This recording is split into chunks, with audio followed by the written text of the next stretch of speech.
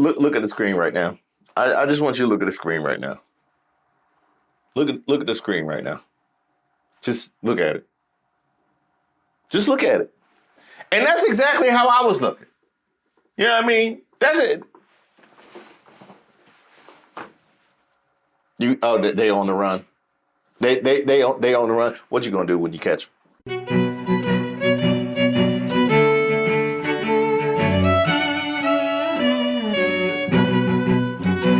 Hey, shout out to all of the subscribers and members here on the channel. My name is Reese Waters, and this is Street Politics. Now, I'm sure you are aware of the, how shall I say, pointed comments from Democratic Congresswoman Jasmine Crockett about the future of the party. What I hear over and over from people who are frustrated with, to say the least, frustrated with what they've seen over the last 2 months is, where are the people who are supposed to be pushing back on this? Why are they not pushing back hard? I think that our approach should be that we have a quarterback.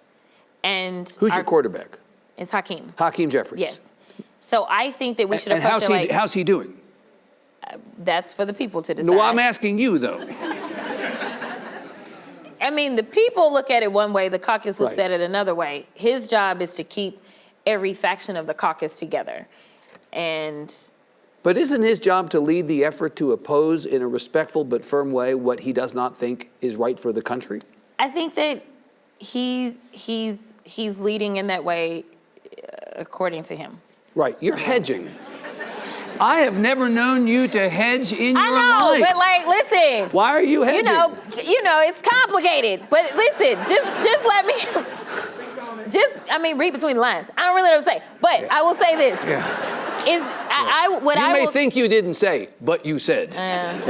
I'm doing my best. Yeah.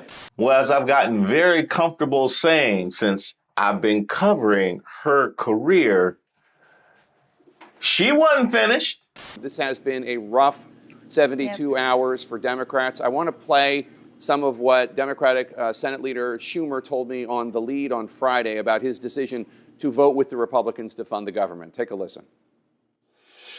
A government shutdown gives Donald Trump, Elon Musk, and Doge almost complete power as to what to close down because they can decide what is an essential service. If they determine that SNAP, kids shouldn't get food, is not essential, they can just cut it out summarily. They could fire half the workers in the federal government. It would have been a far worse consequence. So he's saying that the path that House Democrats wanted would have presented a worse consequence. Is he wrong? He's absolutely wrong. I mean, look at the reality of the votes, right? I understand that the American people are frustrated. Please believe many of us did not sleep because we were calling and trying to impress upon the senators the importance of pushing back in this moment. And as you saw, we had all but one Democrat in the House that voted for this. So that's 212 Democrats in the House. And then you had the vast majority of senators vote for it or vote against it as well. And so the idea that Chuck Schumer is the only one that's got a brain in the room and the only one that can think through all of the pros and cons is absolutely ridiculous. And Jake, you and I both know that this administration could care less about whether or not they violate the law. We know that we've had to rely heavily upon the courts. And I want to say, as you're talking about the polling on my party, I want to say that it is the Democratic attorney generals and some governors that are standing up against this administration and bringing those lawsuits and winning every single time. They are losing in court. Could we do a better job of making sure that the American people know that we are winning in the courts? We probably could. But at the end of the day, it's still Democrats that are winning for the American people. Now, the point that she makes about the courts is a big one, and I don't think it should be buried. When she says, should we be doing a better job communicating that we are winning in the courts?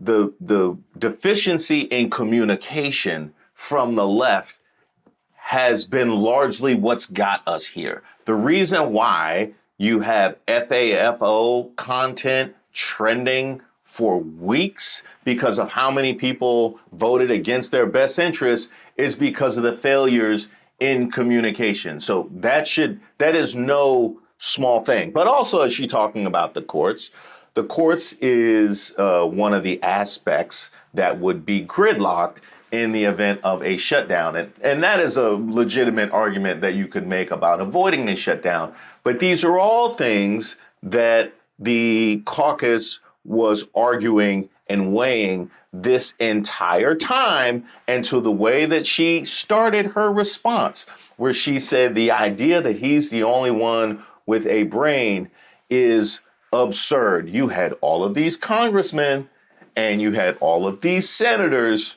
weigh all of this on the left and decide that this was a point where we need to push back. But you decide, because you decide that you know better, we're going to give them whatever it was that they wanted. And to what we started, right, just in case Senator Schumer or Hakeem Jeffries, and we'll get there, are looking for a little bit more of an indicator of just where other people stand with how they've been moving. Voters' views of Democrats in Congress, the lowest ever approval ratings on record per Quinnipiac University. Look at this. Approve 21% among all voters. Look at the disapprove level. Holy Toledo, 68% of all voters disapprove of how Democrats are doing in Congress. Some progressive groups are calling for new leadership in the Senate for Democrats. Even House Democratic leader Hakeem Jeffries, your leader, he was asked if he supports Schumer as leader of the Senate Democrats, and he said, next question. Do you think Senate Democrats should replace Chuck Schumer? I think Senate Democrats have to sit down and take a look and decide whether or not Chuck Schumer is the one to lead in this moment. She told you that I got it. You need to see it again. She told you. She told you. I got it. I don't know if all y'all got it. That was every bit as loud as Hakeem Jeffries is leading in that way, according to him. That was that loud. That was loud as we let the people decide. You're close with Congresswoman Alexandria Ocasio-Cortez of New York. Some of your fellow House Democrats say, and not just progressives, by the way, we've heard that moderates have said this too, that they're ready to support her to challenge Chuck Schumer in a Democratic primary. Would you get behind that? That's 4 years from now. If you were asking me at least in 2 years, then I would have an absolute answer.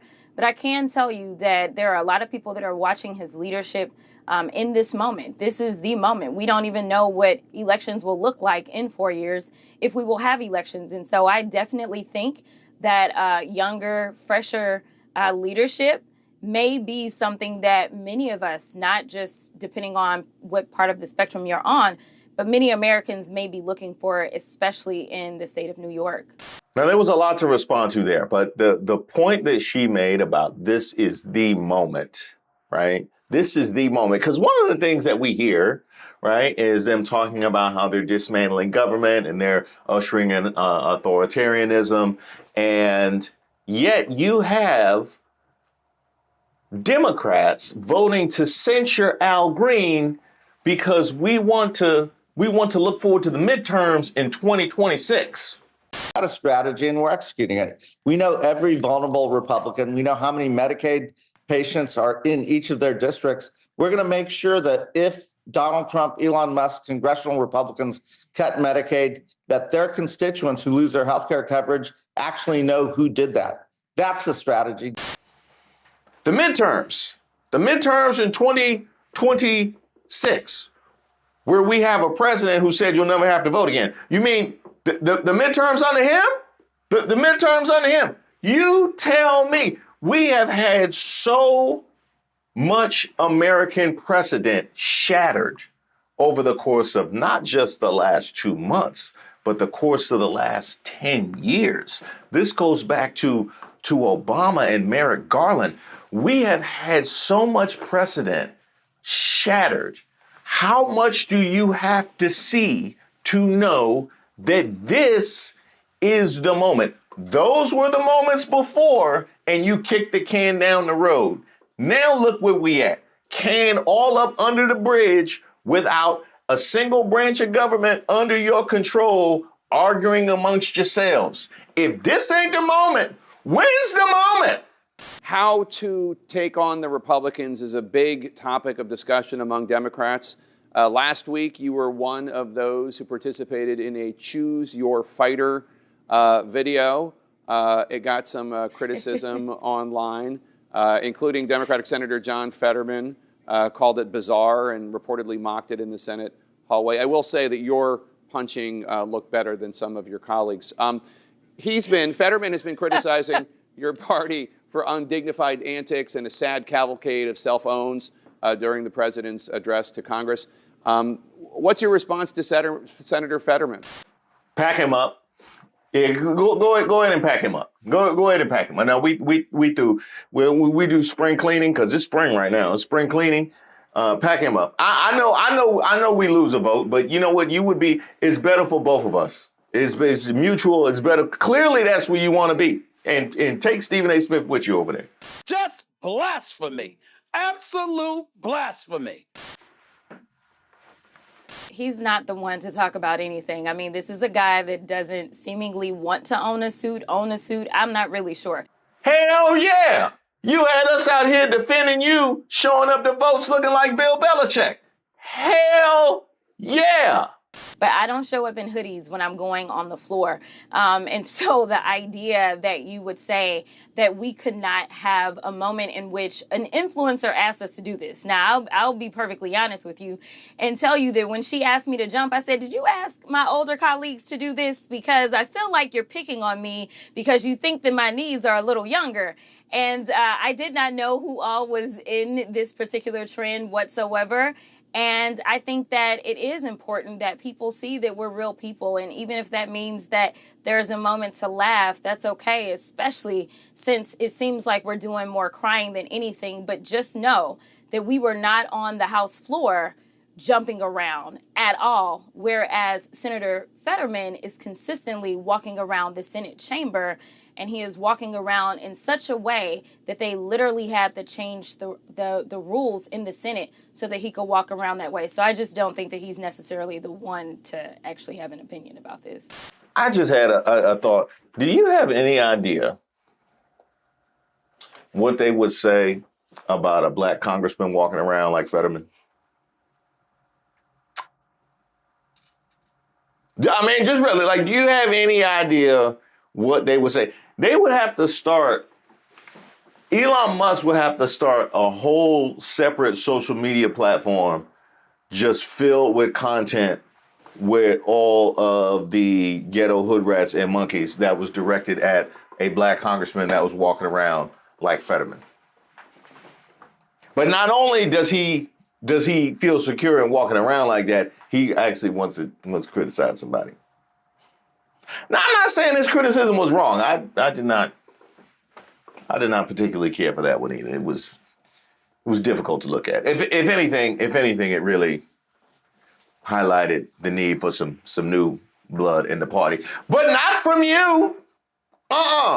Let me ask you about the big news of this morning. President Trump seeking to use the Alien Enemies Act, a wartime authority, a law signed by John Adams in 1798, to deport undocumented Venezuelans that the administration say are dangerous individuals with ties to the gang Tren de Aragua.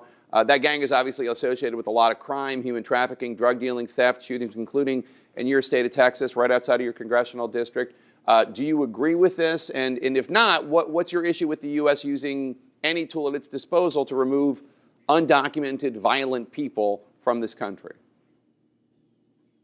Well, my argument is that we already have tools that are available to remove undocumented violent people from our country. And so the idea that you want to go into a zombie law, this is kind of like what we saw in Arizona when they decided to revive a zombie law.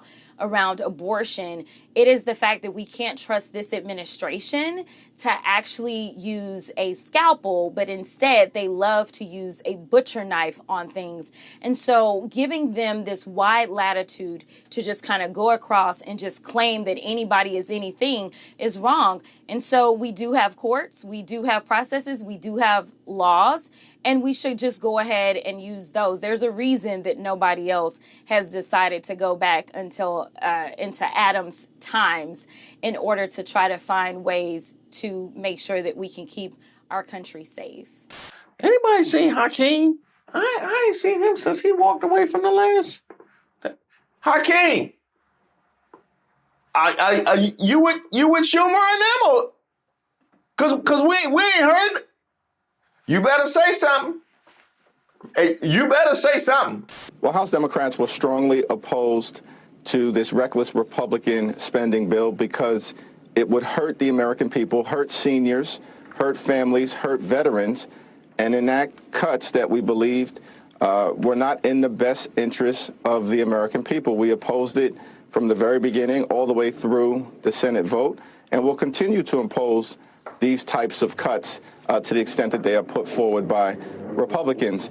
The Senate position was the Senate position. There were many Senate Democrats that shared our view with respect to this reckless Republican spending bill, and we're all going to have to come together to move forward to oppose the Republican budget that they are trying to jam down the throats of the American people over the next few weeks.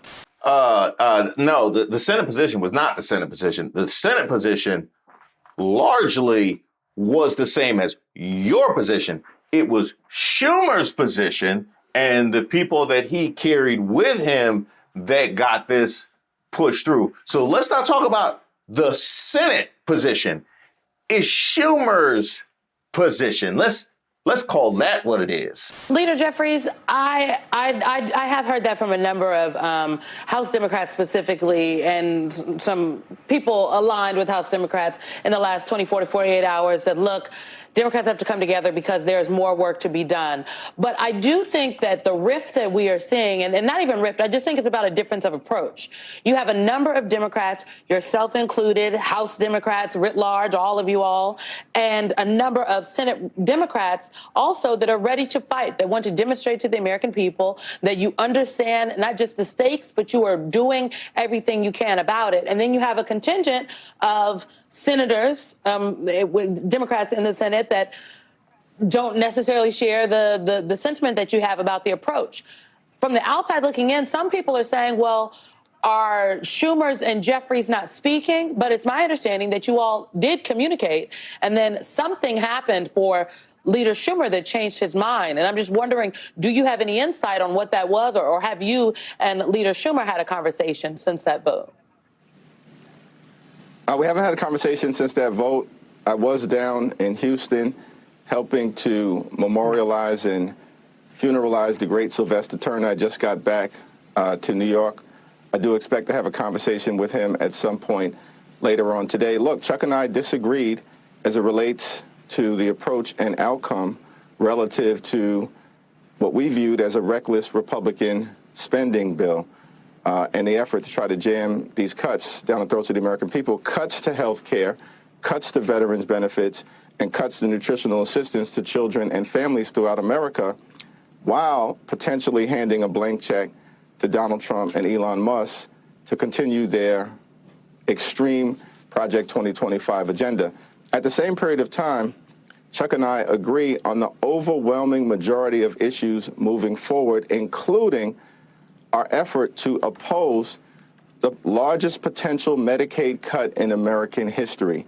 And we're all going to have to come together. House Democrats, Senate Democrats, governors, elected officials, advocacy organizations, civil rights groups, the democracy reform groups who are doing a tremendous job stopping the Trump administration in court. We are all going to have to come together to oppose the effort to rip away health care from the American people, which is why Democrats on Tuesday across the country are having a Medicaid Day of Action in blue states, purple states, and red states to save Medicaid for the American people.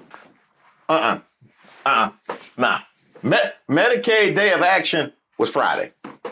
Yeah, that was That was Medicaid Day of Action. That's what that is. And by the way, as far as you saying that you have not spoken to Schumer since the vote. Now, if I'm going to take you at your word, right? You haven't spoken to Schumer since the vote. The only way that would make sense to me is either if you were so disgusted that he changed his position that you haven't seen fit to communicate with him yet. And if that's the case, that's something you should communicate. Maybe not to everybody, but certainly to somebody. Because right now, it seems like everybody's just okay with the status quo. And I don't need to point back at those numbers. That's number one. Number two, the only other way that makes sense that you haven't spoken to Schumer is that you knew that he was going to vote this particular way, even in the face of not only so many Democratic congressmen, but so many Democratic senators voting in lockstep. He communicated to you in advance that he felt like he knew better than everybody else and was going to kneecap everybody else's vote. Is that what you're saying? Leader Jeffries, you say that Democrats will have to come together on this issue to hold the line, but I presume that was the thinking going into the vote last week, and yet that line was not held. So, yes! I think a lot of Americans, particularly those who are looking for some action from the Democratic Party. I had to stop because I saw this. Look at the faces of everybody on screen. Just look at the faces of everybody. The left. I can't put no words in nobody's mouth, but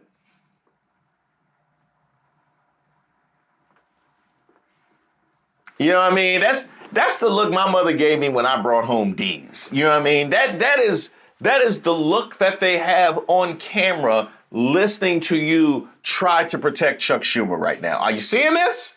Are you seeing this? This is the visual representation of the widespread unpopularity of Democratic leadership right now. Take note. And I want to iterate, it's not, in my view, not just action within the Democratic Party, but how the Democratic Party rallies the entire country, Republicans like myself, independents, and others, to this idea to stand on that wall to prevent this deconstruction of our government.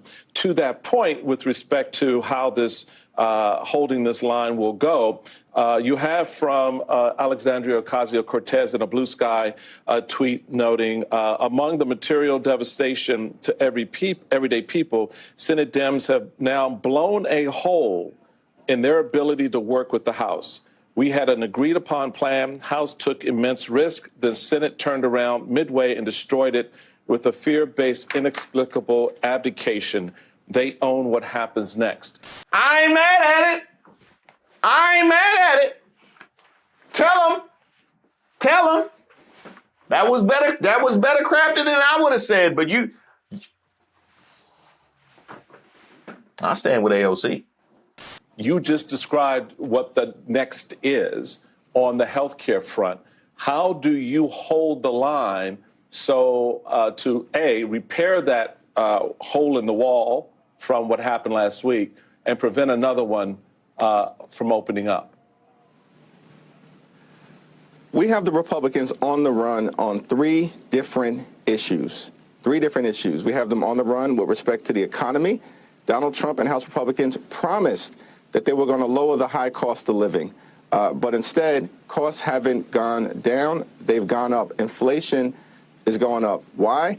Because Donald Trump and Republicans haven't been focused on doing anything to lower the high cost of living. Not a single bill, not a single executive action, not a single administrative order. We, as House Democrats, have to make sure we forcefully make the case to everyday Americans that we are trying to build an affordable economy. We know that costs are too high, and we know that people are struggling to live paycheck to paycheck, and that should never happen in the wealthiest country in the history of the world. We got to hold the line as it relates to the economic narrative, and we see that Trump's poll numbers are collapsing in that regard. The American people are with us. We got to hold the line as it relates to the effort to save Medicaid and prevent the type of devastation that Republicans are trying to bring to hurt children, hurt families, hurt pregnant women, hurt seniors, hurt Americans with disabilities who rely upon Medicaid to go see a doctor and to live the best possible life. This Medicaid cut that Republicans are trying to visit upon the American people will close hospitals, including in rural America, and close nursing homes. Every single Democrat in the House and in the Senate opposed the Republican budget resolution. We have to stay the course as it relates to that level of principled opposition. And lastly, we have the Republicans on the run with respect to their tax scheme. They want to rip away money from everyday Americans so that they can fund massive tax cuts for their super rich donors like Elon Musk and the wealthy, the well-off, and well-connected corporations. That is not acceptable, and the American people are with us on that. And so it's my hope and expectation, not just in the next few days, but in the next few weeks, in the next few months. Just look at the screen right now. I just want you to look at the screen right now. Look at the screen right now. Just look at it. Just look at it. And that's exactly how I was looking. You know what I mean? That's it. They on the run. They on the run. What you gonna do when you catch them? Well, what you have right here is a GOP and a MAGA movement that has clearly proclaimed they care about no one. They have proclaimed they care about absolutely no one, not even their own base. Not black people, not brown people, not working class people, not women, not LGBTQ. Not Jewish people, not Muslims. They care about no one. Meanwhile, you guys try and play whack-a-mole with any accusation that a person has been hurt somewhere at any time, and it's the Democrats' fault. We have to protect everybody at all times, even those who wouldn't relieve themselves if we was on fire. You have to make sure that everybody, and you know what? You know what the problem with that is? If you are negotiating with a group that cares about nobody, all they have to do is threaten somebody and y'all capitulate. That's what it is. That is what it is. That's what it is. You are a flag football team playing in the NFL. Talking about we got them on the run. What you gonna do? What you gonna do when you catch them? Threaten. We're gonna tell the American people what you did, and they gonna. What you gonna do? You got them on the run with a whole super soaker. You got them on the run with a whole, and not even a pump action, just the regular joint. You got the super soaker pistol. That's what y'all got. They're running. They're running to get the AR-15, and they don't care who they hit when they turn around. Talking about we got them on the run. You got them on the run like my 1-year-old son chasing me in the living room. What you gonna do? Huh? And how boo-boo the fool you think I look like trying to swallow that you got them on the run? Word? Don't you just gonna offend all of us like that? Now I understand. Now you see why they looking at you like that. Now you see, you watch this video back, your feelings should be hurt. Somehow you posted it. Somehow Hakeem Jeffries posted this video. Your feelings should be hurt when you watch this. And when you see them other 3 squares and how they was looking at you, I just want you to picture all the American people. All the American people. It's a whole countrywide Zoom. We was all looking just like that. Leader, before we let you go, I got to get a little bit more political because that's what us chairmen do. The word on the street is Schumer's likely facing a primary challenge. And there are a lot of Democrats who are applauding that idea. Look, I'm not going to get you one way or the other on that, but that's a political reality within your party right now. The disruption in the leadership and the grassroots being upset with that leadership. How do you, given what's at stake in terms of the House, control of the House next year, and the rest of this year, level up an argument that moves, as we've discussed in this conversation, from health care to the economy to foreign policy, getting the American people behind the leadership of the Democratic Party? Well, it's all of us. It's all hands on deck. So it's every single House Democrat, myself, Catherine Clark, Pete Aguilar, who are doing a tremendous job, but every single one of us, and it's every single Senate Democrat led by Chuck Schumer. And we've got to make sure that we are making the case that as Democrats, we want to make life better for everyday Americans and stop bad things from happening, which are being visited upon the American people as a result of Donald Trump and the compliant House Republicans who, when they are told to jump by Donald Trump, their only response is how high. It's one of the reasons why our most urgent political project is to take back control of the United States House of Representatives so we can actually have a check and balance and cut Donald Trump's presidency in half legislatively next year. But here's the problem. When he tells everybody to jump, it's not just the GOP that's jumping. We saw that last week. And the fact that this hasn't been dealt with up to this point, you talk about Donald Trump's poll numbers crumbling. He ain't the only one. He ain't the only one. And I can perfectly understand it, given the frustration that you see on the ground and the grassroots, and that is not personified in any way by leadership. All of this makes perfect sense. And the fact that you guys haven't reconciled that up to this point, there's a reason why I went Spreewell. There's a reason why I went spree. It's not just because you from New York, Hakeem, because that's what happens.